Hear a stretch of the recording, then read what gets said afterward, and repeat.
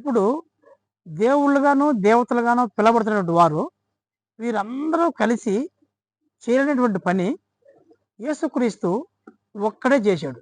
అదేంటో చెప్పండి? పాపం చేస్తూ, చేస్తూ మరణించిన తర్వాత ఆ వ్యక్తి నరకంలో కూలిపోవడం, నరకానికి చేర్చబడడం దేవుడికి అది బాధాకరమైనటువంటి దృశ్యంగా కనిపించింది కాబట్టి, సాక్షాత్తు దేవుడు యేసుక్రీస్తుని భూమి మీదకి పంపించాడు. దేనికి పంపించాడు? ఏ వ్యక్తి అయితే పాపంలో కొట్టుమిట్లాడుతున్నాడో, ఆ వ్యక్తి ఈ లోకయాత్ర ముగిసిన తర్వాత నరకంలోకి వెళ్తున్నాడో, ఆ వ్యక్తిని రక్షించాలి అంటే ఎవరో ఒకరు వెళ్ళి రక్షించాలి.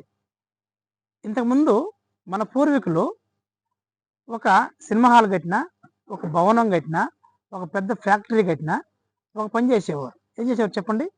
ఒక మేకని కానివ్వండి,